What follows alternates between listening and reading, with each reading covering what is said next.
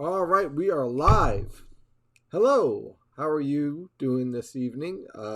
Let's make sure everything's up and running. If you guys can see me, let me know. And let's see. Oh, good. All right, good. Everyone is there and it's working. And what should we talk about tonight? I don't know. Maybe the thing that's made my beard go gray. I was looking in the mirror after working today, and I noticed something strange has happened, and that is that my beard has gone gray. Perhaps it's due to the absolute insanity that is the model guidance the past 48 hours or so, where we've seen everything from, let's see, 0 inches to 24 inches in the New York City Metro, New Jersey coast. Boston went from blizzard to 0 to blizzard to 0 and back again. Yeah, this is going to be a fun forecast. This is going to be something that's going to be very interesting. Kind of reminds me of 2018 and other tricky forecasts here. So with that being the case, let's start off with some basic observations. I'm going to go over all of the model guidance, and not only the model guidance, but the observations that I'm looking at. I want to break down this whole forecast. I'm going to show you the model guidance, the European and the GFS, and why there is such this huge disagreement, and explain to you the fundamental factors. And then, of course, I'm going to answer all your questions, or at least as much as possible. As always, premium members get all their answers, all their questions answered, and everyone on YouTube, I see you guys. Thank you for joining. I'll pick out the best questions. And also, we're going to look at a snow map that the premium members have been looking at for the past couple of days, and go over what I'm thinking and how I came to that snow map. So, boy, this is going to be fun. Let's get started, shall we? And let's go here. Of course, we have our Arctic air building in, and if you don't believe me, you can go outside. It is cold outside, that is for sure. Now, this is our latest observations map and radar. And I want to point out that our storm is this trough way up here and this low pressure system in the Bahamas. And what we're going to be dealing with is a phasing question. As an Arctic cold front drops south on Friday and interacts with all this building moisture lifting north.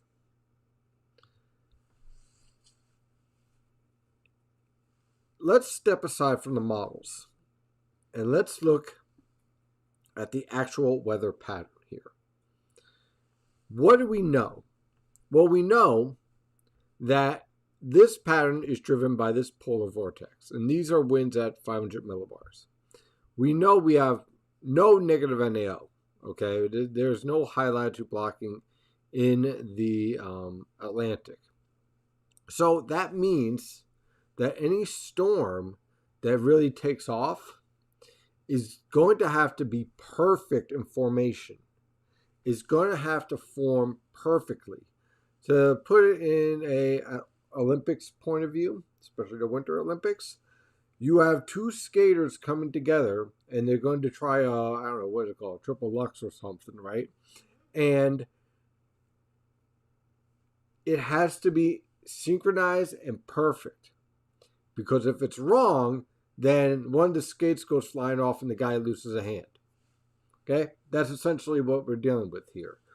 So in this pattern, you have to have the interaction of your short waves perfect, because if not, then this storm will just slide east and it won't develop in time, and it will drift east. That is what the GFS is seeing.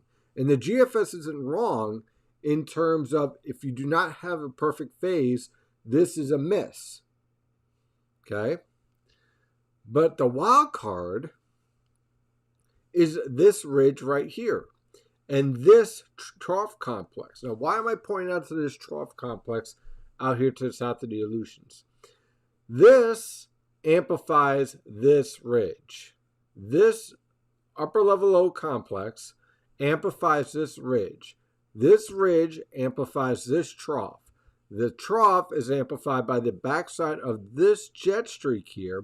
And this is where it gets fun because this short wave interacts with another short wave here that is part of the polar vortex. They phase, and as they phase, they produce our storm. Now, all the models agree with this. All the models have a deepening trough in the Tennessee River Valley. So we're all in agreement up to that point. The question is, will there be a driver to enhance the development of the upper level low? So I want to point out a couple of little observations I've been keeping an eye on. The satellite data, unfortunately, is down. So that is unfortunate. I wanted to actually walk through the water vapor satellite picture, but this is catching my eye. This is very warm water off the East Coast, above normal. We have an Arctic air mass. We have very warm water, and you have a lot of energy diving towards the mid-Atlantic coast. So this is a powder keg. This is basically you got gunpowder, you got gasoline, you got nitroglycerin, and you're waiting for the match. That's what this is. That's what I'm seeing here.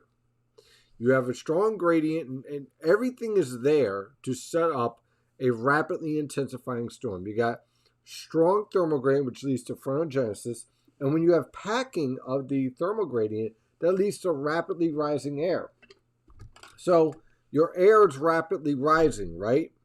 And so as your air is rapidly rising, okay, you have at the surface falling pressure because the air is rising and there's a vacuum. So as a result, you get rapidly falling pressure and you get a rapidly developing low pressure system. So the ingredients are all there. So how do we figure out which solution is the correct solution? And that, ladies and gentlemen, is why my beard is going gray. Because the difference in the forecast really comes down to this point right here. And this is the 18Z European guidance, which is very much similar to the 12Z and the 0Z. And what is that general agreement? This upper level low closing off. This is the whole key of the forecast. The European guidance closes off this low pressure system much faster. And what that does is that it pulls the mid-level lows. This is at 700 millibars. This is 850 millibars. And then you can see our thermal gradient here. Take a look at that thermal gradient, 850 millibars. This sets up your frontogenesis. It leads to intense mesoscale banding on the coastal plain, and it enhances your storm. This is why this feature is so important. Because on the GFS guidance, here's the European. We have that same agreement. This is for 1 p.m. Saturday. The difference in the European and the GFS is not trending west and east. It's not the GFS is bad or the European is bad or anything like that. It's literally the difference of 3 hours. Because 3 hours later from 18Z, the GFS has that closed low.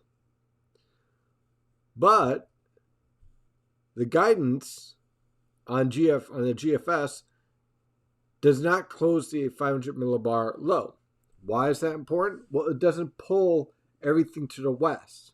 It doesn't allow the precipitation shield to expand.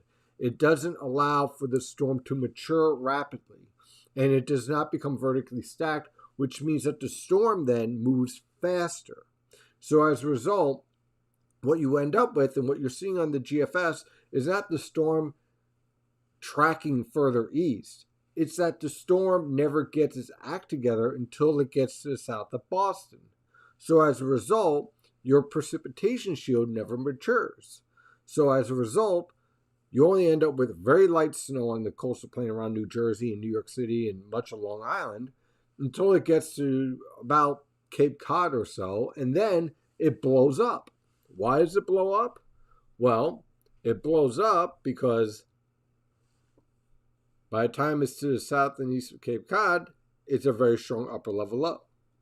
The difference between this and the European is the formation of that upper level low. Now, let's track back for a second. What do we know about this environment? We know we have very warm waters. We know we have an Arctic air mass. We know we have a vigorous shortwave that we're dealing with heading into the Tennessee River Valley. Look, this is all agreed upon.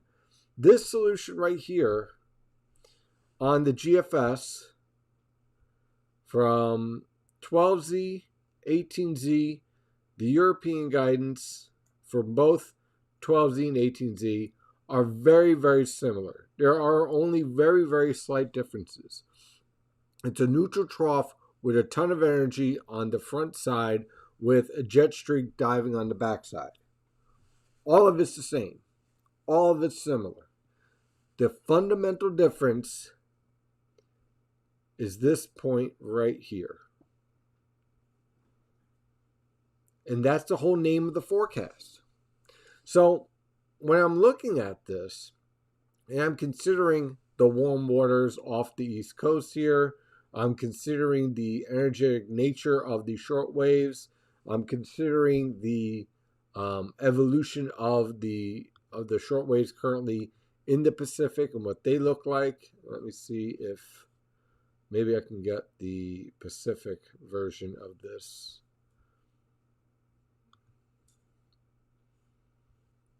Maybe not. Bad timing.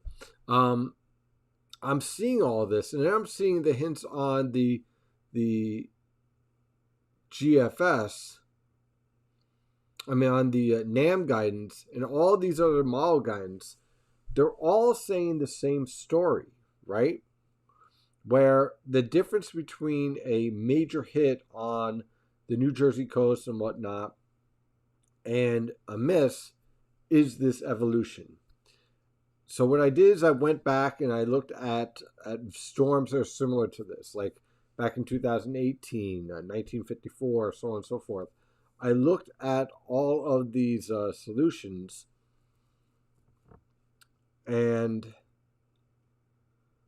what did someone provide another water vapor product? Let me pull that up. Let me see if I can get that.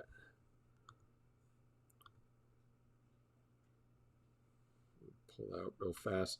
So I'm looking at all these products here. Oh, perfect. Okay, let me pull that up real fast. Okay. So, thank you very much. Okay, so I'm looking at all these products here. I'm looking at all these features, and then I'm trying to combine a forecast that makes sense here based on all these other features that we have in the observations. And you can see on the water vapor satellite picture the vigorous nature of these short waves. They're pretty strong. Even the one that's supposed to minor out here, it's pretty vigorous. So I think that we have a argument here to lean more on the European guidance with this solution here. And I think that's exactly what the National Weather Service is seeing as well in this whole evolution. And so that takes me to the forecast. And then I'm going to take all your questions.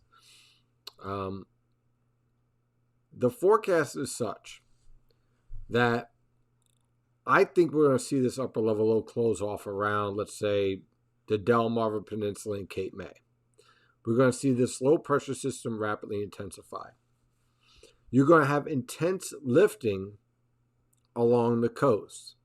So what does that mean? That means we have rapidly sinking air towards the Delaware River. And so as a result, this section out here around Allentown and west of Philadelphia, I'm looking at a trace to 2 inches. Not that big of a deal, okay? I know some of you guys are really, really wanting snow out there. I don't know what to tell you, but this storm just is not it for the interior. This is clearly a storm for the coastal plain. Closer towards the Delaware River, towards Philadelphia, I like 2 to 5 inches. And the reason why is not for any particular model guidance, but because if I'm going to have intense lifting here, I'm going to have a lot of broken snow, light snow, and periods where we don't see any type of snow and just kind of verga, because you're going to have a lot of sinking air here. So here's your snow showers cut off. Here's your light snow intermittent. Then we start to get into the heavier snowfall. And notice this kind of looks like a comma head, right? Because this is my 5 to 10 inch zone. This would include portions just north and west of New York City. Let's see here. Up through northwestern Connecticut into Massachusetts. And then you notice I have this cutoff here down in southern New Jersey. It's kind of like a cutoff here. Why do I have this? Well, I'm visioning the 700 millibar low right around here. And north and west of the 700 millibar low, which is this section here, that's where you tend to get your strongest lifting.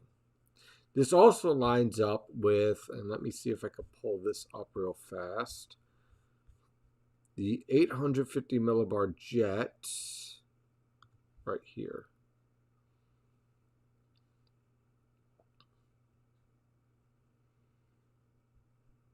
Right there. This jet streak right here should line up perfectly to drive in a lot of moisture into this area and support heavy lifting, rapidly rising air. So 5 to 10, and then this zone, which covers much of Long Island, much of Connecticut, down the Jersey Shore. Right now, I'm thinking 10 to 14. And by the way, major coastal flooding. Okay, we're going to have to watch out for that. A significant issue. And then my red zone, I added this afternoon. This is my 12 to 24. This area I feel very confident in. This area back here I'm very confident in. And this area right here I'm very confident in. Because even if the storm doesn't take off like I think it will, and it's delayed like the GFS is showing, well, then you still have a pretty significant hit to the south of Boston here and some very intense snowfall. And you're looking at 1 to 2 feet of snow, blizzard conditions, very nasty conditions. Can this zone expand south all the way down into the Jersey Shore? Absolutely. But that would require a perfect phase. That would mean that the European guidance is 100% correct. And the GFS is 100% wrong. I kind of went more like a 60-40 split with the European side of it. But I don't have the guidance. I don't have the data. I don't have the observations to support that type of solution. Now, can this expand westward? I think that you could end up with a much tighter gradient where you get very intense snowfall here and then it drastically drops off to the west. Like, for example, Philadelphia ends up with 2 inches, but then Mount Holly or Freehold ends up with over a foot of snow. I could definitely see that happening. Definitely see that happening. I could see 20 inches in Belmar and 3 inches in Trenton. I could see that happening based on the evolution of this storm. You're going to be dealing with a storm, given what we're seeing here, and something that really caught my eye. Let me pull up 850 millibar temperatures here. And let me zoom in, because I think this is really important to show. We'll do northeast here. Okay. You see this signature right here? In fact, here, let me zoom in even more. New England, yeah. Okay. You see this right here? This is a sign of a possible warm seclusion. What that basically means is that you have an environment where you have a low pressure system that is really pulling in different air masses and leads to slantwise convective environment. So what that basically means is thunder snow and very intense mesoscale banding. And when you start to see in the model guidance these kind of areas of bullseyes of very cold air and warm air surrounding around it, that's usually a sign of a lot of banding within your precipitation shield. So that leads to, again, the potential here for some really enhanced snowfall. Now, again, if the upper level low is delayed in developing, all of this slides east. And basically, this zone right here, 2 to 5 inches, drops down to Long Island. So it's going to be very, very fine. It's going to be a very sharp cutoff and one that is going to make this a very difficult forecast. I think, based on what I'm seeing here with these observations, and let's see, still haven't been able to reach that. And based on what I'm seeing here on the water vapor satellite picture, this is one heck of a robust ridge. I think we're going to see model guidance recorrect itself. I think the European's going to stabilize itself and move away from some very, very enhanced totals. And I think the GFS is going to increase snowfall totals back towards New York City and also up towards Boston. Because I don't like the idea with all of these factors here that you're going to have a collapsed precipitation shield, right? You're going to you should have an expansive precipitation shield. So what I'm saying is that, let me just pull up the GFS here. With all these lifting parameters we're talking about, and we'll zoom in so we can get a better look. This precipitation shield should be more expansive to the west based on everything that we're looking at. This track and this low pressure system may be, the intensity would be, I would say, absolutely correct. And the GFS solution here in terms of the low pressure system would be accurate if the 500 millibar low is slow to develop. But what I don't like here, even with the 500 millibar low slow to develop, is the lack of the expansion of the precipitation shield off to the west. In this scenario, you should at least get Boston with heavy snowfall, not a severe cutoff. So this is going to be something that is going to be, I think this is going to expand to the west. I think the European is going to correct itself because I think that it also has a major error. And I'll show you where that error is.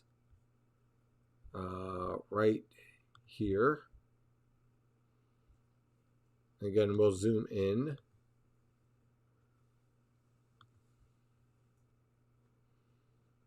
Okay, you see this right here? This tells me convective feedback errors. This is a thunderstorm cluster. So it's trying to produce this convective feedback error. So it produces this east trend when in reality, this is an error. Okay? Because the reason why we know this is an error is because this low pressure system is more aligned with all the other upper level lows. This one doesn't have any upper level support except for the fact it produces this erroneous thunderstorm complex. So as a result, that's how you get this stretched double barrel mess here, because it's just kind of ridiculous looking, okay? Especially if you understand low pressure structure and development and whatnot. So then it tries to correct itself here, all right, and then tries to expand the precipitation shield too far west in terms of the heaviest snowfall. So it's doing a lot of correction here. Let's see if we can do the 18Z guidance here.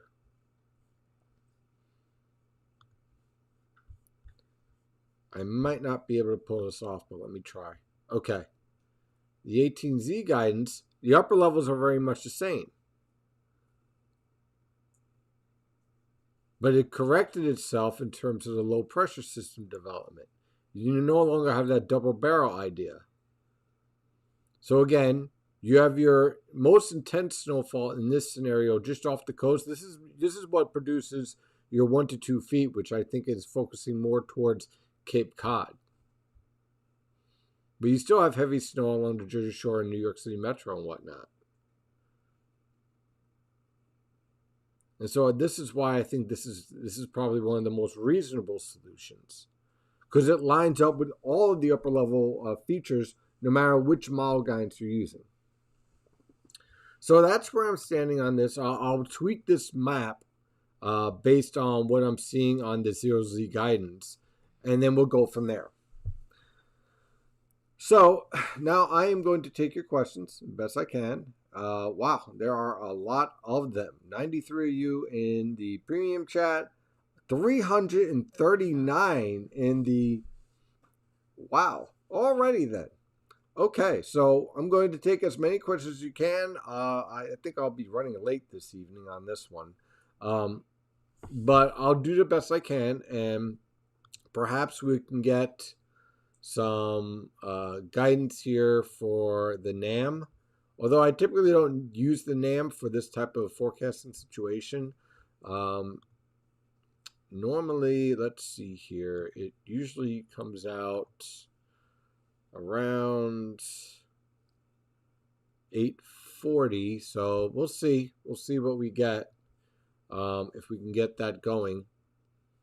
But you kind of see my thoughts here. It's not just like, oh, go with the European or go with the GFS. You have to have a forecast plan and understand what's going on with the dynamics and all of the factors involved here. So now I'm going to take all of your questions. Hopefully I can answer all of them, and we'll go from there. Again, thank you everyone for joining. Saw that, let's see here. Wow, there's a lot of them, a lot of questions. Okay. Okay, let's see here. Card says, I'm going to start at the 750. It looks like a ton of wind energy at 250 millibars in these short waves, looking at the Earth New School. Absolutely. What Card's trying to talk about here, and let me download this. I'm going to keep on checking to see if my satellites come back. Come on. Is the strength of the jet streaks involved with these short waves. And there it is. Very impressive. This is the jet streak that makes this whole storm. Right here. As this dives into the northern plains, it starts to amplify this portion of the jet stream, which allows you to go into a negative tilt. Now, look at the amount of energy involved here. And remember, this whole storm would not be possible if it wasn't for the fact that the polar vortex here in the troposphere is locked in this position. Because this portion right here is kind of like what acts like a golf club, right?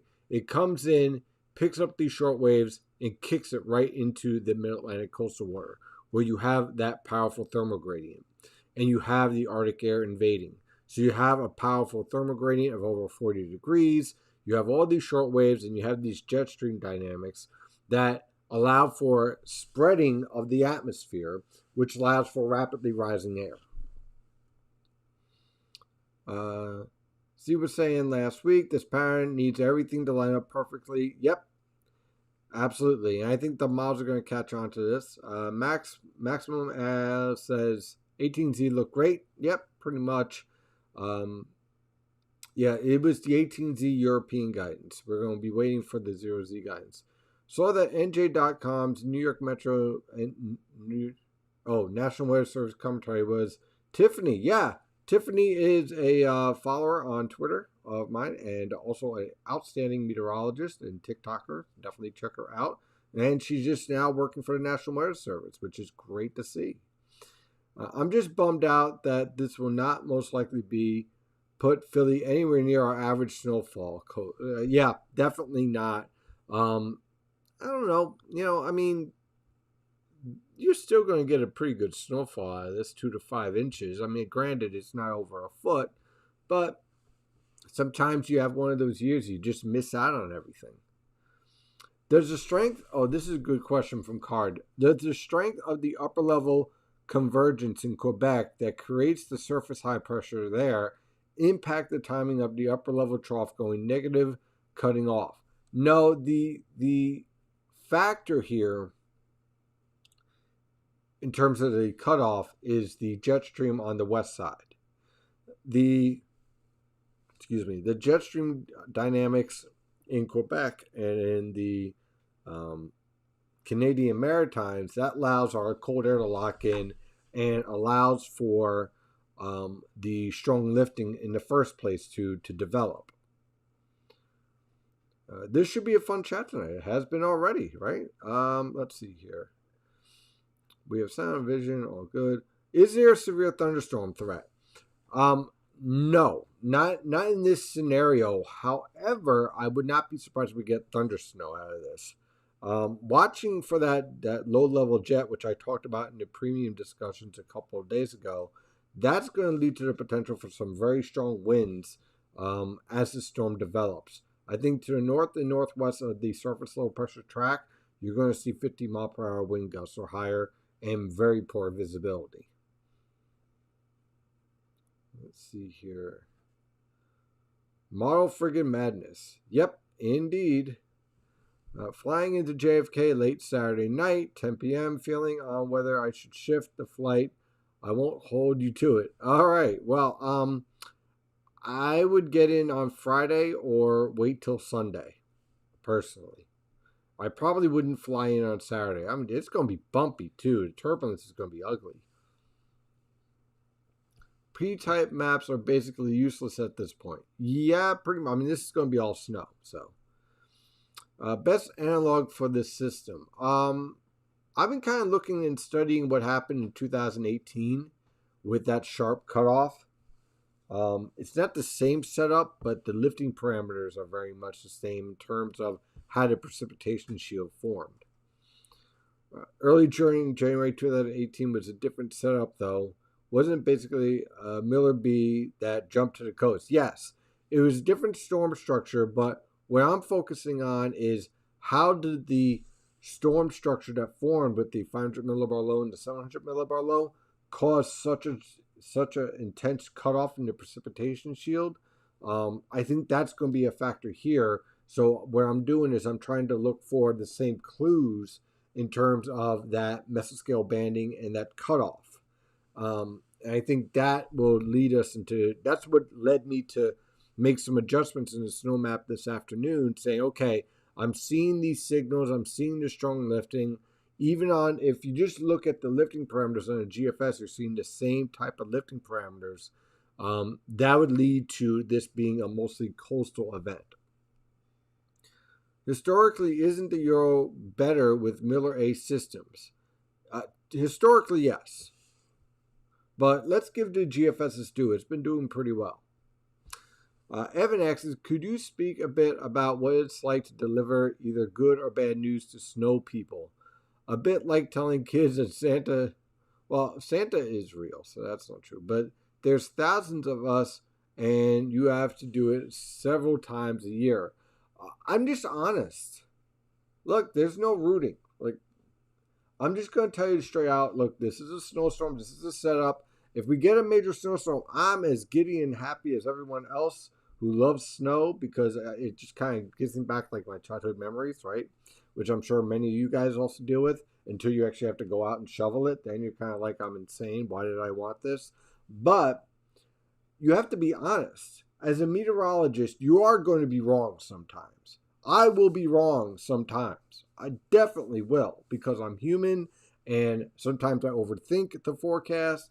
And that's going to happen. That is definitely going to happen. And all you young meteorologists out there who think you're never going to be wrong or want to, critique other people's forecasts, which I strongly suggest you don't do it, you're going to be wrong. And it's okay. I mean, look, it's not a great feeling. It's like being a baseball player. You don't want to strike out, but it's going to happen. So what do? Well, you learn from it. You try to explain to everybody exactly what you think is going on, give examples, explain what could change the forecast, and then you see how it plays out, and then you learn from it. If you're looking for perfection, you're in the wrong field because that is not what this is about. Meteorology is a lot like baseball, which is probably why I love baseball, because the most successful player out there fails. The most successful batter in baseball failed 60% of the time. Think about that. An all-star fails 70% of the time. Well, that's a lot like meteorology. Not that you fail 70% of the time, but you're dealing with a lot of factors here. And so as a result, you have to be humble. You have to be prepared for when you're wrong. How is the actual observations versus the models? Is there anything you see in the observations that would change the forecast as you see at this point? Observation-wise, I like where the overall theme is. I think all the models are dealing well with the overall theme. The fundamental question, like I said, is the development of that 500 millibar low. And based on the observations I'm seeing, I like the European right now better than the GFS because of all the lifting parameters we have in place. Now, if the upper level low here was a little bit further north, then I would have liked the GFS more. It would have made more sense to me. But because of the energetic nature that we're looking at with these short waves and what we're seeing here on the water vapor satellite picture, it just screams to me like, you know what? I think the GFS is a little bit underplaying this, and the European is a little bit closer, but probably overdoing some of the shortwave dynamics and having some convective feedback errors. The 18Z was better in that factor. Let's see, there's a lot of energy routing the top and diving into the trough and the illusions. Absolutely. Could the sea level warmth and the lifting act to enhance upper level energy because it provides so much energy, thus speeding up the 500 millibar level transition? That's kind of the idea. That's what I'm kind of playing with here.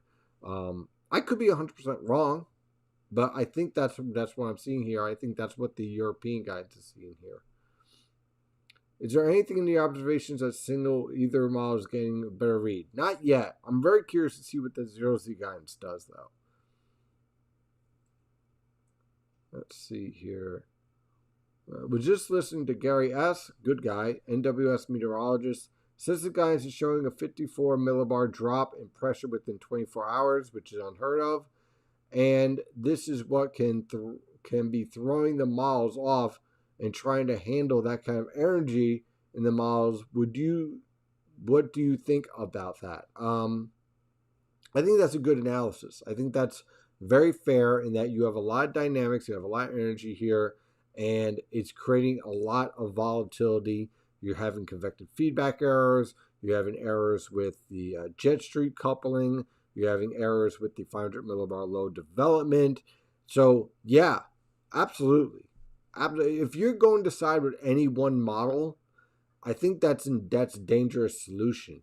I think you have to piece apart, like what I've been doing, look at each part, see how it's evolving, take certain parts and make adjustments, and that's how you come to your forecast. If you're just going to say, well, I'm going to go with European or I'm going to go with GFS, you're going to miss out on this forecast because there are so many different errors in all of the guidance. Don't get me started on the NAM.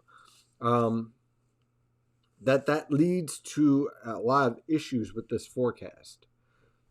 Excuse me, which is why this is a very difficult forecast. Pete says, when there are alerts put out by agencies, you retweet a lot of IEMB bot messages. What exactly are they?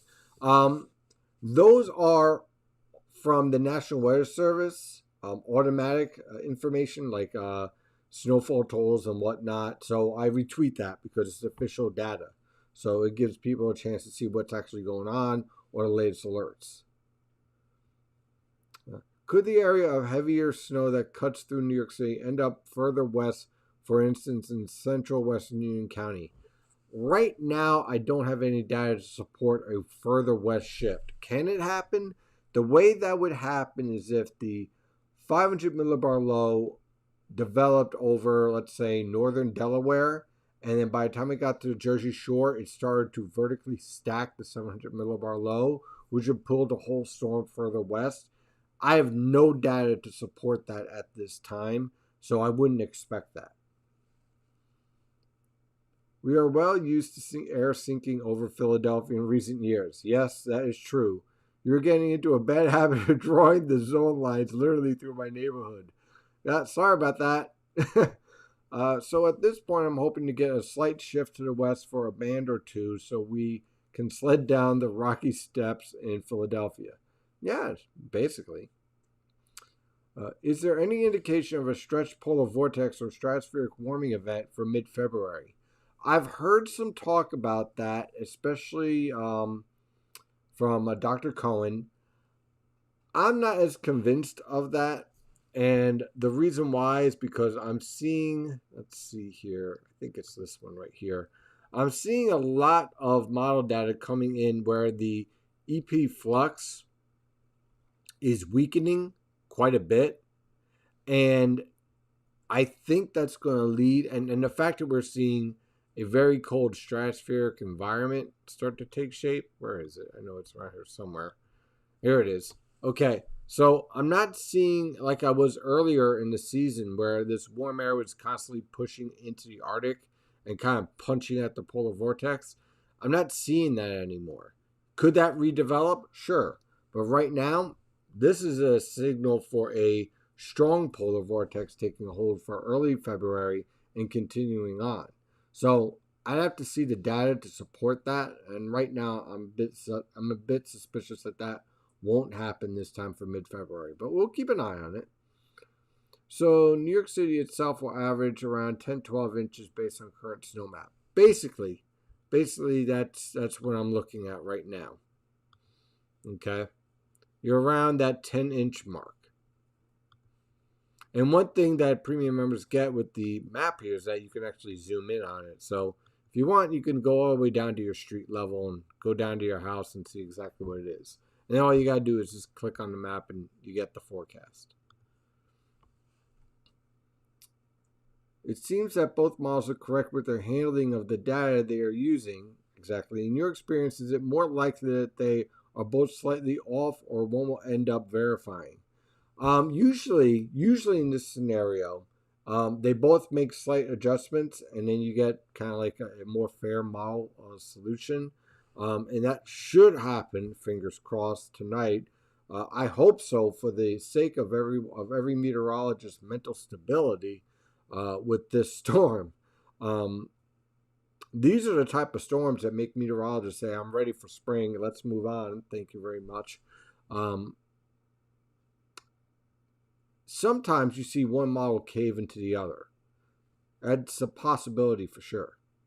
Seems like the cutoff is always tight. It is with these storms.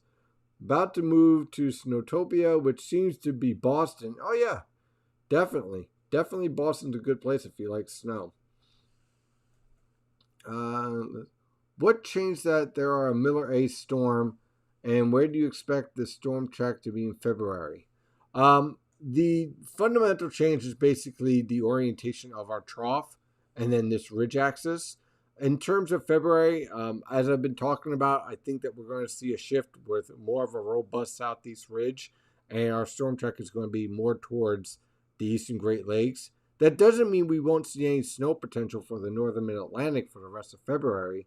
I just think it's going to be a lot more difficult, and it's going to be more of a isotropic lift scenario where you get snow changing around the coast and snow to ice over the interior. What's the NAO phase? Right now, this is positive. Nice work either way. Thank you. Yeah, I can't wait for pitchers and catchers. Hopefully. Euro control back to 2 feet on the Jersey Shore. Euro means exactly your forecast. All right, I didn't get a chance to check that out. Let's take a look and see the European ensemble solution here. Yeah, that's pretty much as close. It's funny. You'd think at some point you'd see some sort of convergence towards a solution, and they keep on separating. So let's see what that produces here. Let's see here. EPS snowfall forecast. 18Z. Yeah, pretty close to the going forecast. And I see what you mean with the control going in bonkers. Jesus. Fun forecast. What's up with the 18Z NAM? It looks like the 18Z NAM just completely crapped the bed in terms of its forecast of 500 millibar short waves. It was doing just some stuff that physically would not be possible, so I threw out the 18Z NAM completely. How about a timeline? Right now, I'm thinking light snow breaks out with the Arctic cold front on Friday afternoon. Steadier light snow by the evening hours. Then I think we get to the heavier snowfall for the region around midnight. And then from midnight on through about 6, 7 p.m. on Saturday, we'll be in moderate to heavy snowfall. And then the storm leaves from 7 p.m. to midnight. It tapers off from west to east. That's what I'm thinking right now. I'll fine-tune that tomorrow morning with the 0Z guidance. I saw the word curvature for the first time today, and it got mentioned so many times more. What is appropriate use for these ratios? Oh, that's a good one. Okay, it's a technique in which what the model guidance does is try to adjust for the snow ratio based on the temperatures, right? It's a reasonable approach. But I personally do not like using it in terms of a map, mostly because snow ratios are impacted by so many things. Strong lifting enhances it. Strong winds decreases it.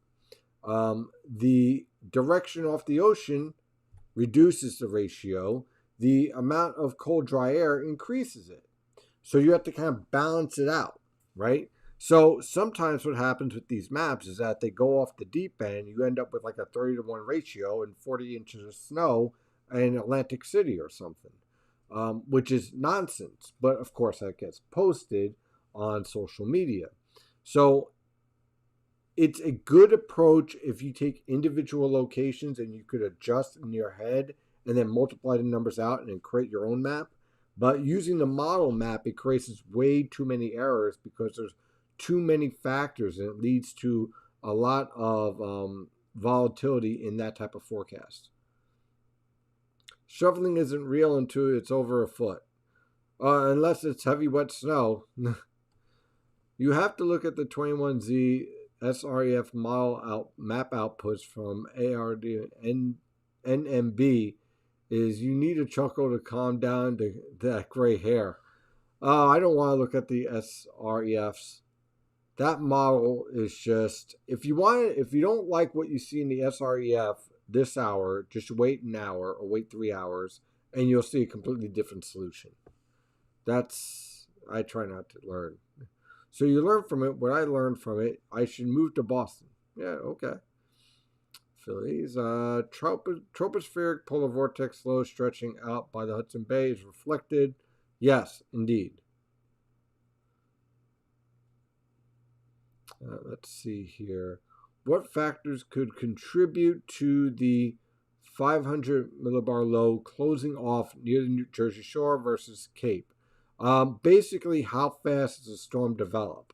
And really, that comes down to jet stream dynamics and how fast can that air be evacuated to allow for the 500 millibar low to mature, which again is a huge wild card right now. I'm not sure if you covered this, but 18Z Euro pushed a tad. Yes, we did. We definitely did. It not so much pushed west, but the way that it developed its surface low is a lot more reasonable than the 12Z guidance because it corrected the convective feedback error. What do you see on Friday morning in the current observations to know your forecast is on track? I want to see a powerful jet streak over the upper Midwest that tells me this trough is about to really kick into a negative tilt. If I see that, I'm very confident. If I see the jet streak weaker than what was forecasted, then this storm is going to slip east. And it's not going to be that big of a deal. Let's see, 100 millibar is more stretched this week than it was in week 1 week ago. Yes, it should be. That's what's creating our storm. 0Z NAM has initialized. All right, let's take a look and see if we got any 0Z. And don't worry, you YouTube guys, I'm definitely going to be catching up to you. It's going to be a bit of a long night, I guess. All right, let's see.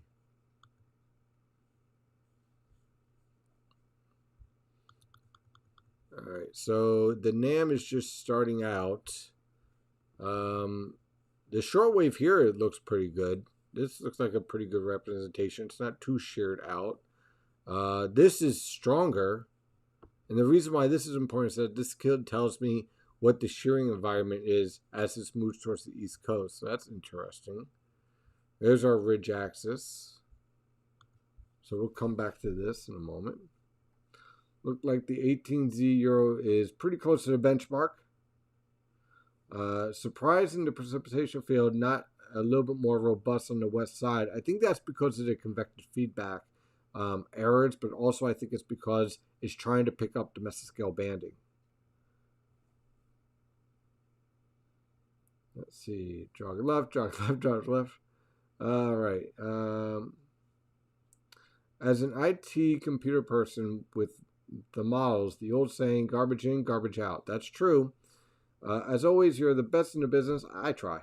Time for bed. Do me a favor and pull the real storm back to Philly. I don't control these things. Which upcoming model will include the data from the recent NHC flights? Probably the European and the GFS. Excuse me if I'm wrong, but haven't most storms developed faster this season? Yes, but never fight an old war in a new war. Okay? The previous environment is different than the one we have now. So you really can't use those rules in previous storms. Steve, I was looking at all 50 European ensembles, God bless you, and solutions, and there are 17 major hits for all of New Jersey. Isn't that something that causes a bit of concern that this storm could trend west? Definitely something I'm keeping an eye on, but again, I really have to consider that sharp cutoff and the nature of the 500 millibar lows. Thanks so much, Steve. As always, your hard work. All right, now that is down with the. Let's see what's going on YouTube. Oh my God. Okay. Let's see here. Let's see. Euro trending west. Someone thinks I'm handsome. What do you know? You are. I guess. Getting set here in Burlington, New Jersey. Talk about the next storm since I am getting nothing with this one. Wow. Okay, wow. There's just snow, secondary low. Let's see here. If the tri-state area gets barely anything, then I want an early spring. Well, I want baseball. So if someone could get them to finish this lockout, I'd be really appreciated. Euro went back west. Euro has been unreliable for the past couple of years. I wouldn't call it unreliable. Statistically, it hasn't been unreliable. It's been one of the best models out there. I think that much like with baseball, so to speak, I'll use another baseball term, people tend to remember the strikeouts, but don't remember all of the hits, all of the singles and doubles and whatnot. So I wouldn't say that. And until the recent upgrade on the GFS was not doing all that well either, but I've definitely noticed an improvement in the GFS. Let's see here. So there's a chance that a significant snowfall is, so just no chance of significant snowfall in the trace to 2-inch area. No, I don't think so. That's the interior. You'd have to see a fundamental shift in this entire forecast in order for that to verify. Wow, there's this. Let's see here. Let's see. Trenton should get 3 to 5 inches. What causes a stall for these types of storms? That's a good question from Ed Henry. Okay. This is how you get a stall. The 500 millibar low that we've been talking about, right? So let's say this is your 500 millibar low, right? It's sitting here, and let's see here. Yeah. Okay. And this is your surface low. Okay. Now the 500 millibar low, it intensifies and kind of latches onto the surface low and pulls it back west. And this is when it becomes what we call vertically stacked. Okay. So it's vertically stacked in the atmosphere. When a low is strengthening, it's kind of set up like this, right? Where the upper level low is here, the surface low is here, you got a ton of rising air, and this low is intensifying. But when this upper level low starts to capture the surface low and become vertically stacked, it slows down the surface low and allows the precipitation shield to expand until it reaches its peak intensity. And then once it gets to this point, then it starts to weaken. So it's that process, and this process allows for the storm to slow down and sometimes stall. So I hope that explains it. Are you willing to say it's a crapshoot on things can change quickly? In this scenario, yeah, I could definitely say that this factor could definitely change a lot. Let's see. No politics. Is there? Let's see here. Let's see here. What is the reason that causes the euro to close off sooner than the GFS? No blocking. The interaction of the energy that drops into the trough happens a little later. Okay. The reason why the European's doing what it's doing is because the jet dynamics involved here at 250 millibars. Let me pull it up here. Okay. So at 300 millibars,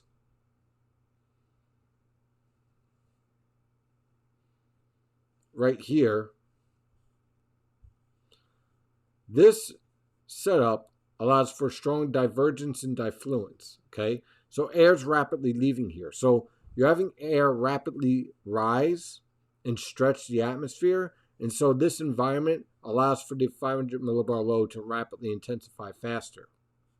Now let's take a look at the GFS. The GFS in that same time period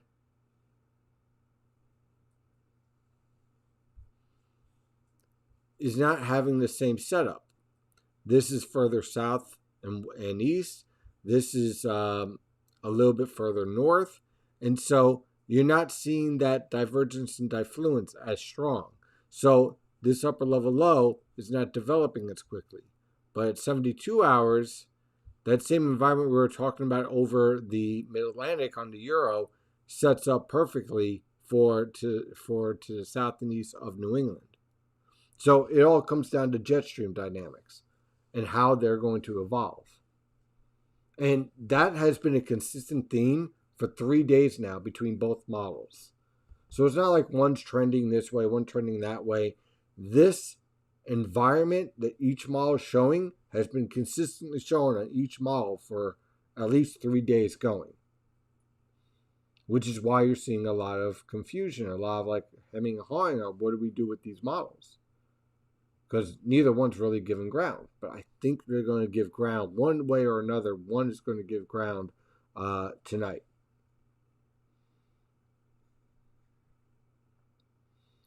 I'm supposed to leave Philly.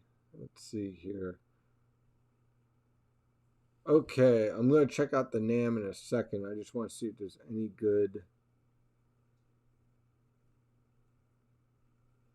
Any other good? Let's see. Any signs of high latitude blocking with the setup? No.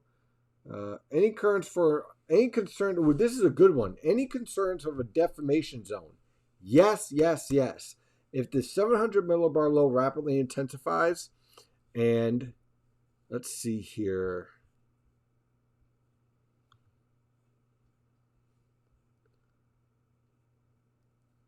Okay. Let me see if I can zoom in on this. Okay. Right there. If we get this to set up at 700 millibars, you're going to see stretching in the atmosphere, and you're going to see a nice deformation zone set up right around the Delaware River and march east and mature right on the Jersey Shore and march through Long Island and Connecticut. If this sets up. If the GFS solution's right, then you're going to have that deformation zone set up around, let's say, the east end of Long Island and Connecticut, and then march towards Boston. Which is why, again, I have doubts on the GFS precipitation QPF map being so constricted. Okay, back to the NAM. Indeed, no politics. New NAM may have those minor changes that snowball for a better storm. Love your already humor and light infused style. Keep at it. If I ask for jokes, wait, aren't there? Okay.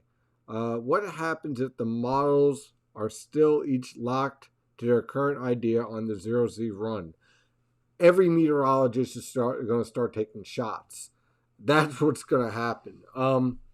Honestly, this is where you kind of separate the meteorologist from the modelologist. And I don't mean that despairingly, but what you're going to have to do is take a look at the observations and compare which model is doing the best in those environments, but also take each model solution and look at which features the model statistically usually handle the best, and then combine them to create your own forecast, which is what I was doing in the first place this afternoon.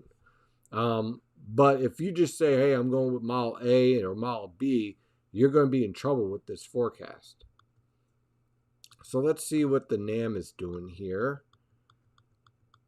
And let's see if we got... Okay, this is definitely a little bit more vigorous. I like this ridge axis here. Let me refresh this.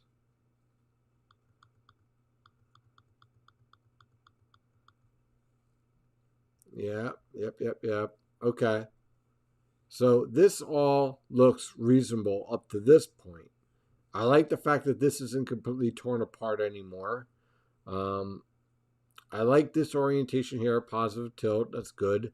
Notice all of the energy back here with this short wave. Definitely more vigorous. Now we just wait for more guidance to come in. Let me see if I can find model guidance. See something possibly faster. Maybe Plymouth State might have it faster. Forecast, NAM.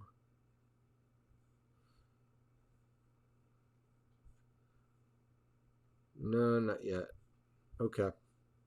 Thought maybe another site might have it a little faster, but I guess not. And okay, we got some more data. Okay. So right now, it's very close to see. This is 02Z on Friday. If we were to match this up, let's go with 500 millibar vorticity.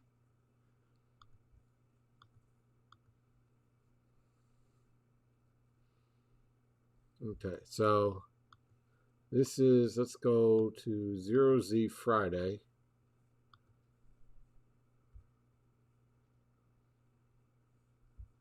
Not that far off from the European. Not that far off at all.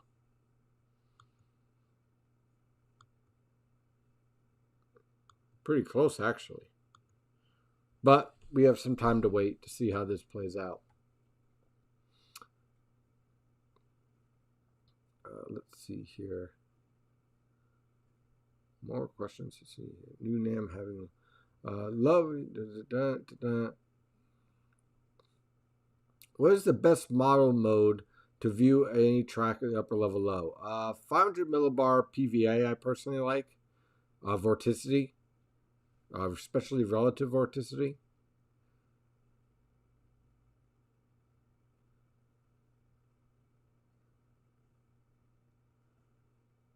Let's see here. How do you view a track of the upper level low? What model component? Like I said, 500 millibar vorticity usually is a good one. If the ridge moving into the western U.S. keeps the amplitude, that is really going to cause the eastern trough to dig. Yes, that's the whole idea. That's why I've been going with more of an amplification. I'm sure some of the dummy has asked this before, but how do you match the Z values on time? Makes sense. 0Z is 7 p.m., 12Z is 7 a.m., and then 18Zs and 06Z are 1 a.m. and 1 p.m. So that's usually how you time it together.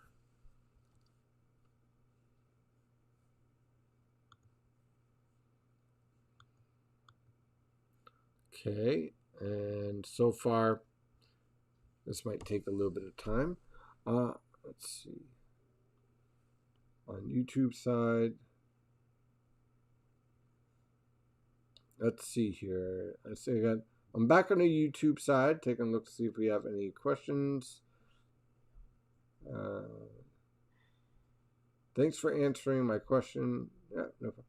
If I see you in the free Dunkin' Donuts, coffee's on me. Sounds good to me. What are the chances Morris County? Okay.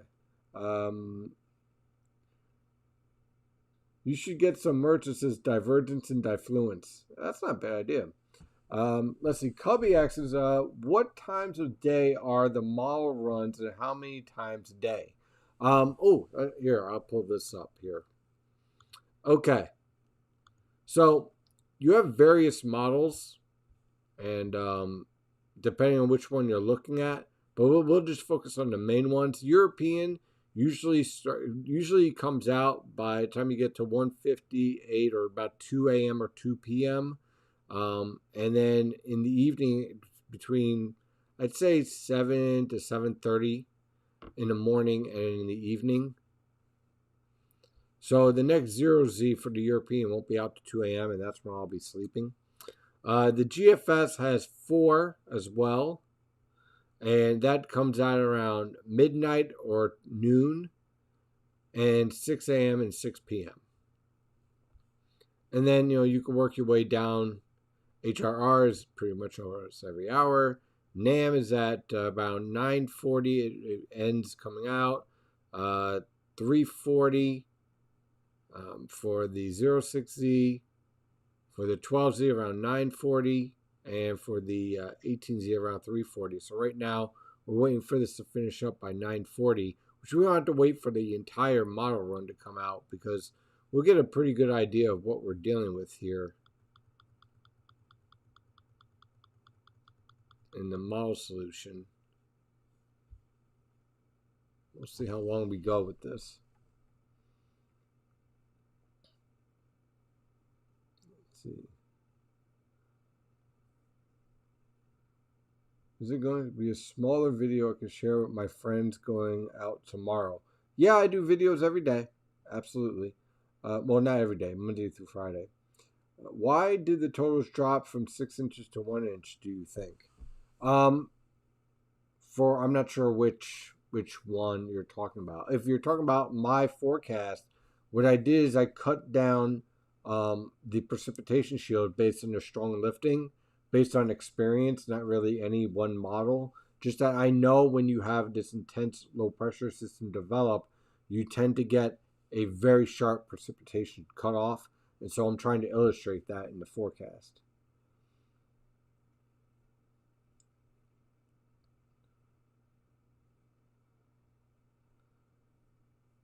Let's see here. Phasing may be more efficient on the NAM. Let's see here. Can you explain what I just said?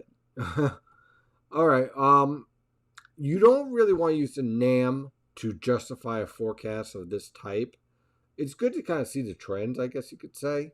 But the NAM is a mesoscale model. I'm going to use the NAM more and trust it more when we get to the point where we are confident in the 500 millibar environment, and I'm looking for deformation zones, mesoscale banding, convective areas, thunder snow, for example. It's a mesoscale model. The models that I'm going to be keeping an eye on are the GFS and the European.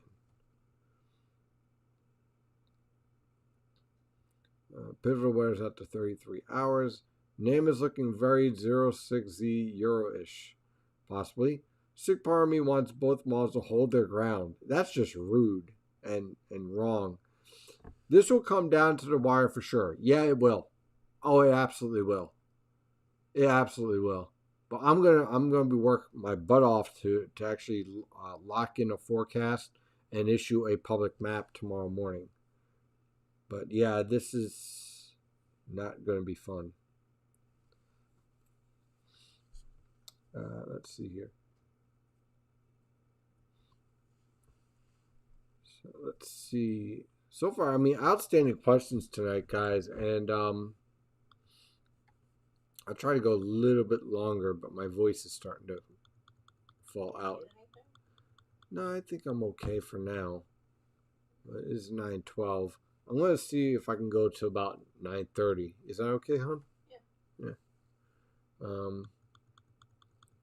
Let's see what I got with the model guidance here. Yeah, I mean, I like where this is setting up. Good interaction. Ridge axis is where I want it in this time period. By the time this gets to 12Z, I want the ridge axis right here. That way, this trough goes into a neutral tilt right around here.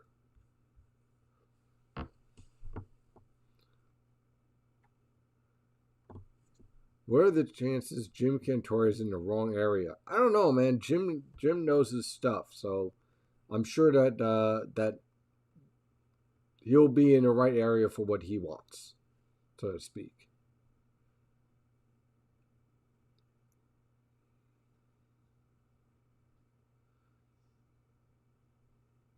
Any fears of a 2015 style bust? Absolutely. This is not an easy forecast. Let me be very, very clear.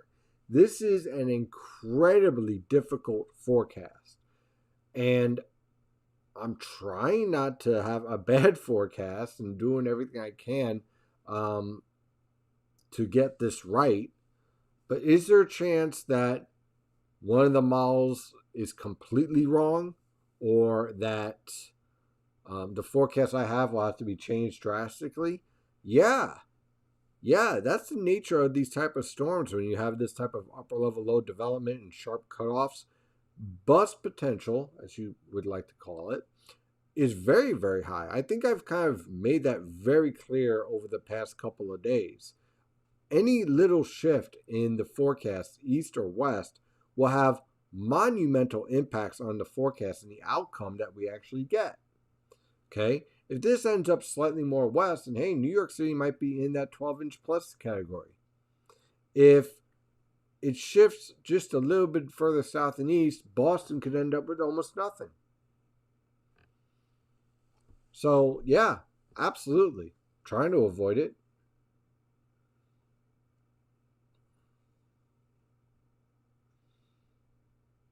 Let's see here. Well, Paul Cosin is the man. That guy is amazing. Let's see here. Let's see. What do you mean when you say you like where it is setting up that it verifies your going map or bigger totals? I would verify my current thoughts. Let's see here.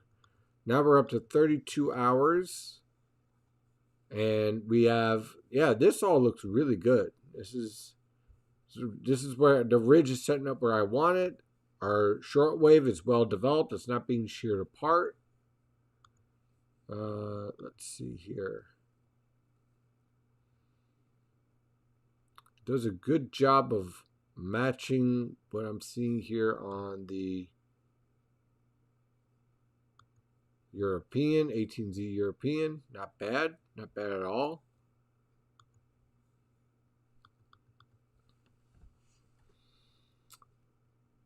Let's see. Look at the amplification on the West Ridge. That is intense. That is going to help us. Yeah, I agree 100%.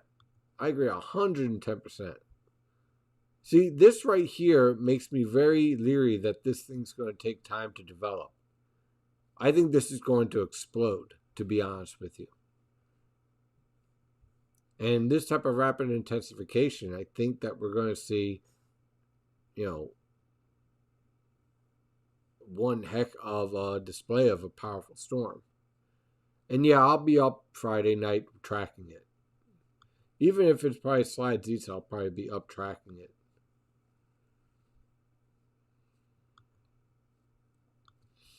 By the way, I'm going to be keeping a very careful eye on what develops down here. Let me zoom in. See this convection right around the Bahamas? This is the start of our storm. Right here. And the more convection I see setting up here, the more I'm going to have to be leery of convective feedback in the mesoscale models, which is likely going to lead to a lot of error and a lot of agita. So I'm keeping an eye on this area right here, very much so, in telling us what type of precipitation shield that we're going to be dealing with.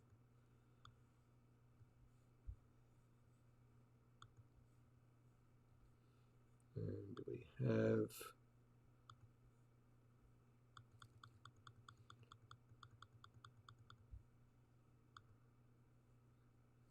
Okay, the data is almost out. Let's see here. Starting to move into the important area. Let's see here.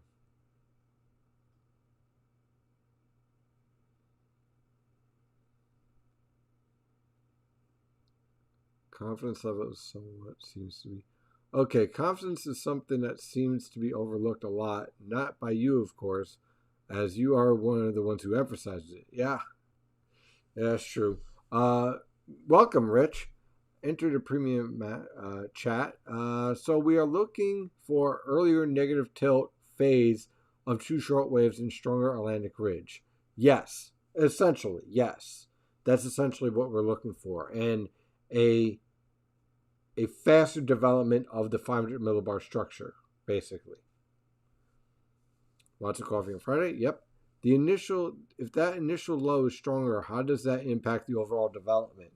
The initial shortwave gives me an idea of whether or not the second shortwave that approaches is going to get sheared apart or not. Part of the GFS forecast is that the second shortwave that's going to be our main storm is torn apart, and so it takes longer for the actual storm to mature and intensify. But if it's not as sheared, well, okay, let's see if I can get to pivotal weather. Let's see.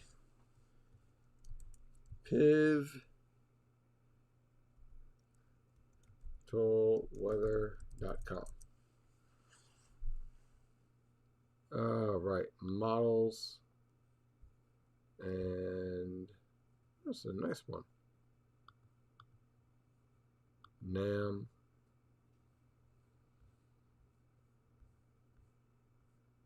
And upper level dynamics. Okay. All right, we're up to 45 hours. So let's jump to 33. All right, let's see what we got here.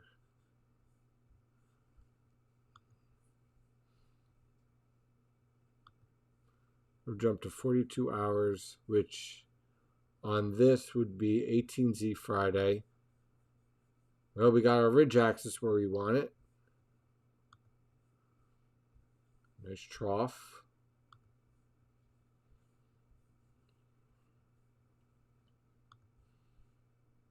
Yeah, I like where this is heading. That is for sure. We'll see if we can get out to 48 hours in a few minutes. Let's see. I'm checking back in because roommate interruption. Still hoping for a west jog. You might get it based on what I'm seeing with the NAM right now. If we get hit, I owe you a bowl of ramen. Well, my wife would enjoy that. My wife loves ramen. If not, man, next winter, right? For Philadelphia? Yeah, why not? My sleep schedule has been quite messed up this week. Going to be a long few days. Yeah, me too. This will be a powdery type snow as opposed to heavy wet. Yes, this is going to be a dry snowfall, which is why I'm rather concerned about snow ratios. Because this is not going to be a 10-to-1 ratio here. This is going to be like a 15-to-1, 12-to-1 to 15-to-1. I could not rely on 25-to-1 if we get some mesoscale banding really rocked in here. So we're going to definitely watch out for that. But yeah, this is going to be a powdery snow. I was thinking more of the low by the Bahamas right now. How does strength of that impact development? Oh, okay, that one. That is your initial low with all the moisture that phases with the Arctic shortwave coming in. So the two phase and combine and produce this large storm. Lots of drifting snow? Yes. I think drifting snow is going to be a problem in southern New England, around to south of Boston with those strong winds. And I would not be surprised if that becomes an issue for Long Island as well.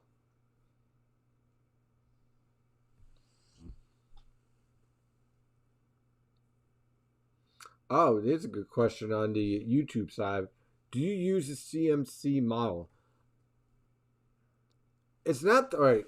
I'm not saying the Canadian model is not a good model. It is a good model. I tend to try to cut my model usage down to 3 or 4 because then you get what's called data paralysis, where you're looking at so many models that you don't know what to do because you have so much conflicting data. And sometimes the best thing to do is pick your top 4 best performing model guidance, and then from there create your basis of your forecasting. Never rely on a model purely to forecast. As a meteorologist, you should understand the physical parameters of the atmosphere and what is and isn't possible, at least to the best of your ability. And then create a framework. And then you build that framework and you use the model guidance to test that framework. And then you make your adjustments in the forecast based on what you're seeing with the model data. Okay, you don't take a model and then create your forecast. You build your theme and your forecasting idea, and then you use the model guidance to test that idea and whether or not that's a valid idea, and at the same time looking out for model error. That's how you do it. So as a result, I try not to use a ton of models. Like I know some people like to use the Icon, UK Met, your Korean, Brazilian, I don't know, guacamole. I don't know. There's a ton of models out there, and they all have great tools in specific situations. But if you use too many of them, you tend to get overwhelmed, and then you're sitting there trying to compare 15 different models and different solutions, and you're not sure where to go. And then, believe me, I've been there when I was a younger meteorologist where I'd look at all these models and try to decide, well, which one's right? Doesn't matter which one's right. What's your idea? What do you think is happening in the atmosphere?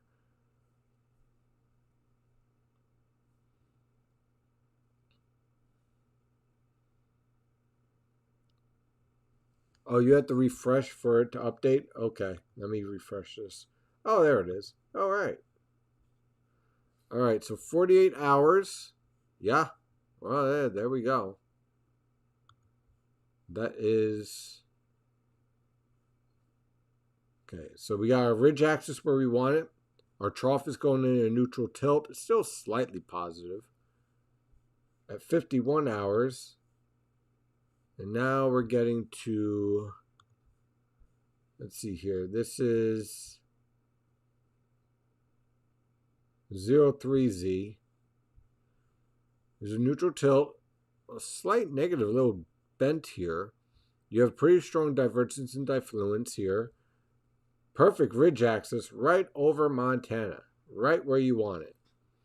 You're getting a good phase. This is definitely a good phase scenario right here. This is not being sheared apart. And we go to 54 hours. Okay, things are about to get interesting here. You start to see the start of the negative tilt. Again, pretty good ridge axis. Pretty good divergence and diffluence. Good moisture transport setting up. Let's see here. 850 millibars. There's your 850 millibar low. Stretching in the atmosphere. We'll just show frontogenesis. Let's take a look at the frontogenesis. Aha! Okay, this is interesting. Notice the frontogenesis showing up at 700 millibars along the coast. Just preliminary, just starting to set up. Okay, and 850 millibar frontogenesis developing nicely. Signs of it heading towards the coast. Stronger right under the 850 millibar low. That's to be expected. Let's see here. Do we have moisture transport? There we go. Let's see here. Probably use this. Okay, not bad moisture transport. All right, 925 millibars. You see the Arctic air putting up a fight here. Nice. There's all your deep tropical moisture. This is probably an error right here. You're not going to get two lows like this. 700 millibar. Now this is interesting. Okay, so now you're seeing the precipitation shield expand out, like I was talking about earlier.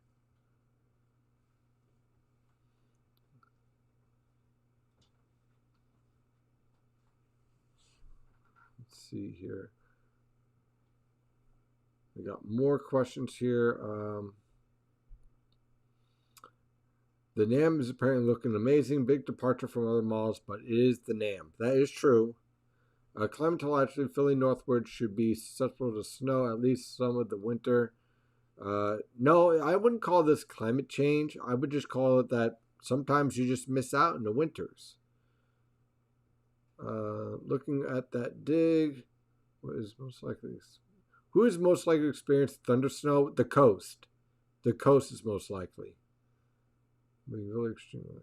I'm under the impression that NAM uses basically the same upper level as the GFS. Yeah, they do for the most part. Is it a sign for the GFS in the Euro solution? Possibly. Okay. Now let's go back to dynamics here. Nice little website. I'm going to save this one. Okay, 57 hours out now. There we start our negative tilt. Now again, up to this point, the key factor here has to be that this portion here has to close off. Okay? If it doesn't close off, then we end up with the same issue here. Let's see here. Surface preset. Okay.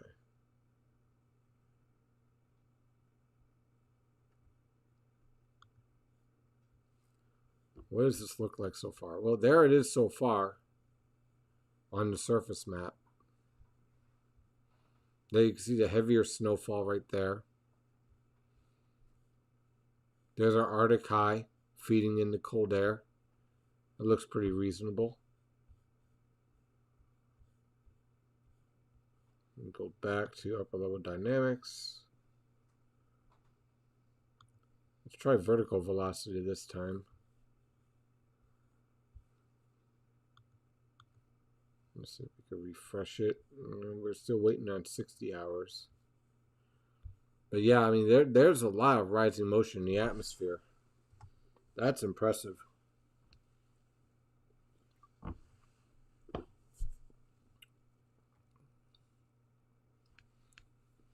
This definitely looks like for now, a further west solution. For now. I want to see the rest of this guidance play out.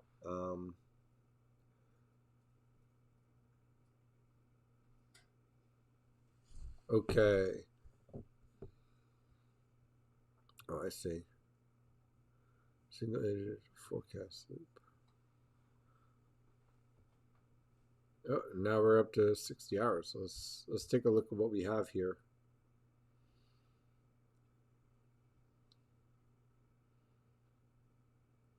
And oh, this is getting very close to closing off. This is getting very close. And this is at 12Z Saturday morning.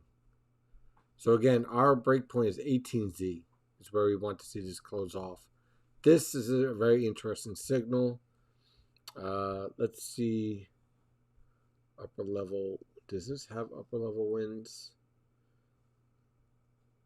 I wouldn't be surprised if it doesn't. It's kind of a... here we go.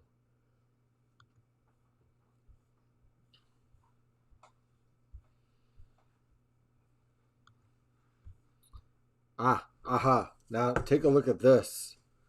Take a look at this.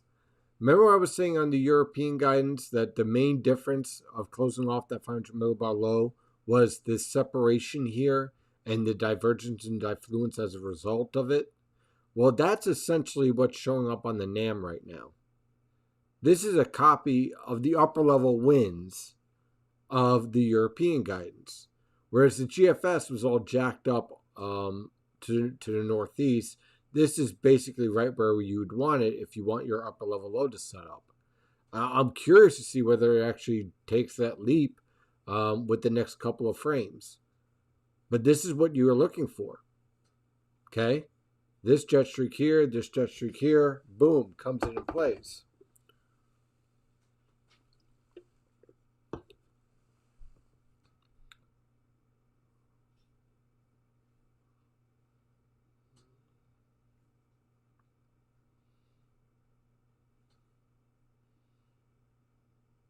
Is that rising air on the southeast coast more than expected? No, it's not. Steve, what do you do for a living? This. I think I saw you in Midtown Manhattan. Yep, I'm in Manhattan as well. I have two careers. This career, and also I do consulting for environmental conditions with LEED AP. So I got two of those. It's kind of like two of my loves. So I get to do two things I really love and enjoy. Always a coupe or winter on the Euro and GFS. Could this be it? Possibly. Can someone link a Z time calculator to the Eastern time? Sure, I have to find something for that. I probably could pull that up on Twitter at some point. Well, quite frankly, Google it. It'll show up.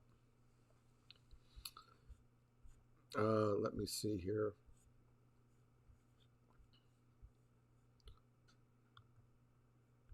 Okay, we're up to 66 hours. Let's go back to the upper level dynamics here.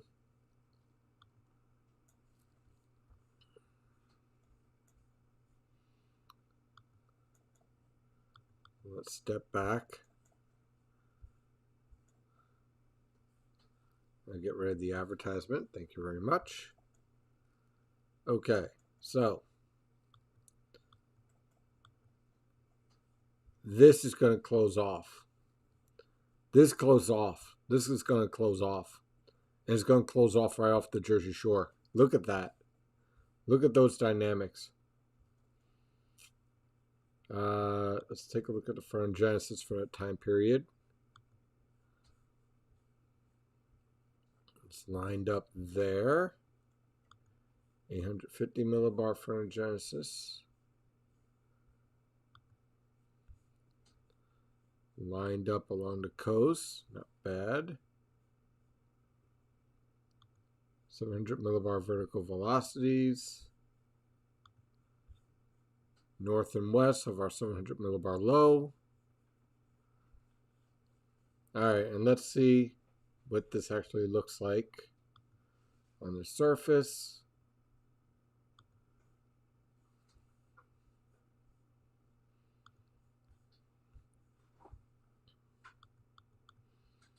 And there's our low. So what the NAM is doing is it's producing a sharp cutoff. It's still sliding a little bit to the east. I bet you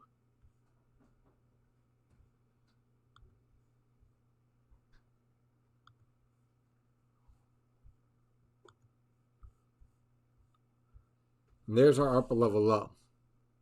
Okay, so your upper level low is here. And it's placing the surface low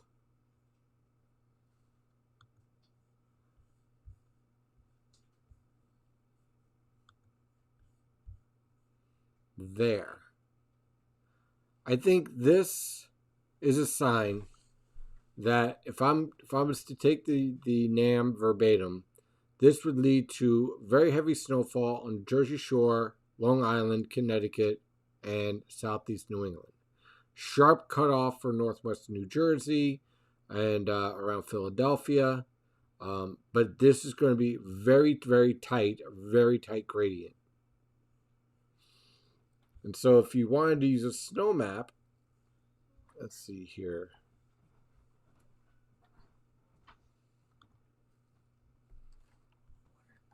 Thanks, babe. Mm-hmm. Yeah, look at this. Look at that gradient. Well, there you have it. That is one tight gradient right there. You go from, let's see here. See if I can zoom in.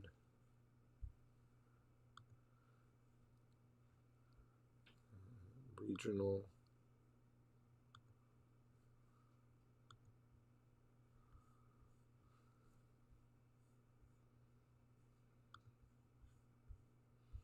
Okay. This is essentially the snow map I have out. Maybe a little bit more north and west. But look at the theme here. The theme here is that as this upper level low cuts off, your precipitation shield explodes, and you get this very intense gradient here. So again, the idea of north and west basically missing out on this is showing up on this guidance. The coast here, you can end up with 1 inch to 10 inches on the Jersey Shore here, but a very, very tight gradient. This is extremely tight. And then a little shift north and west of this whole precipitation shield, and you're talking about, a pretty good snowfall. Now, I'm going to use the curvature ratios just to give you an idea what happens when you increase above 10-to-1 ratios.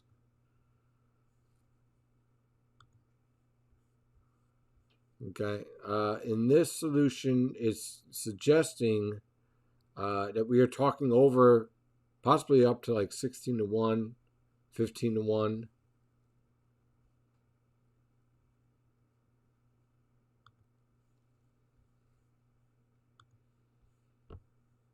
And so you end up with this enhancement.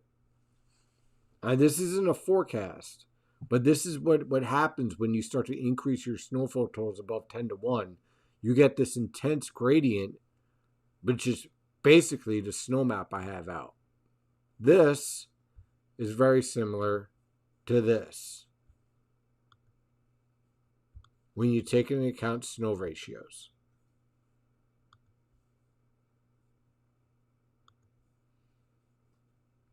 Okay? Because you're not talking about 10 to 1, you're talking about 15 to 1.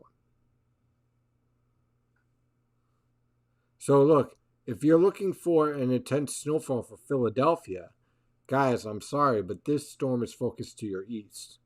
I mean, I could definitely see 3, 4, 5 inches of snow out of this for you guys because of the fluff factor, so to speak. But if you're looking for intense snowfall, it's in the Philly area. And I think that, and we've already discussed that this is not going to be a 10 to 1 ratio. It's going to be 12 to 1 or higher. And so that's how you formulate the forecast. Where you don't want to make an error with this type of model guidance or this type of map is try to forecast something like this where it starts, dropping in these insane totals over 24 inches on southern Long Island. This looks like here like convective feedback here right now. But to give you an idea of how difficult this forecast is, look how tight this gradient is. Northeastern New Jersey could be from 1 inch to 5 inches. The region itself over northern New Jersey, from 1 inch over northern New Jersey to 12 inches on Monmouth County. This is just an insane type of gradient here setting up. So, who wants to be a forecaster now with this, right? Do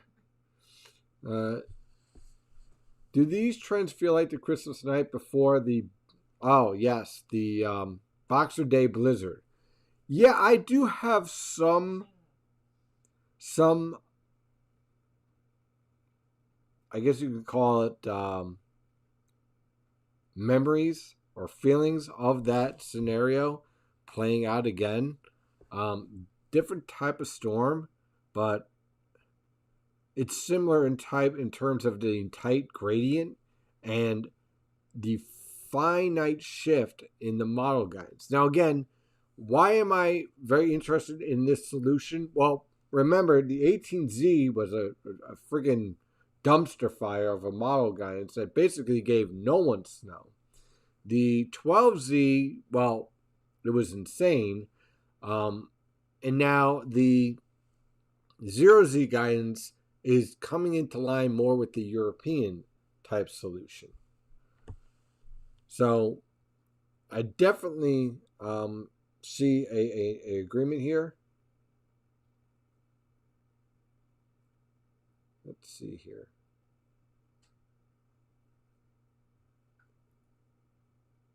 So where do we see this? So I'm going to kind of wrap things up on this because I need to get some rest. Okay, so the key of the forecast is the closure of the 500 millibar low. The faster that closes off, the more likely you're going to get an enhanced snowfall event for the Mid-Atlantic.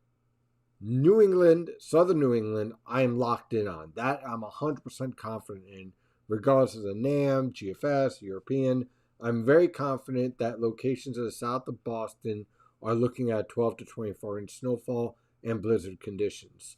I'm growing more confident in the forecast I have in place for Long Island and New Jersey and New York City. I'm going to take a look at the 0Z guidance tomorrow morning, likely issue a public map based on that guidance and based on what I'm seeing. And then we go from there. And then we find out whether I'm right or wrong. Because that's life. Right? You make the best guess. You do the best you can. You just see what I do when I look at the model guidance. It's not like, oh, I like this one because it gives me the most snow. Please. You have to look at every factor, break it all down, and then evolve it involve that forecast. And you see me do that tonight with the NAM, and we'll see which one takes place by tomorrow morning. What we have, what data we have. But I'm going to call it a night. It's been almost 2 hours, almost. But thank you for definitely being at the chat. God, I think it's one of the most ever. So that's really cool. Thank you. Thank you for all of the questions. And I don't know what to say, man. I just get to live my dream, so I really appreciate it. So with that said, I'm definitely going to shut it down for tonight, and we'll have updated maps and everything in the forecast tomorrow, and we'll see how everything plays out. So have a wonderful night, and as always, stay safe out there.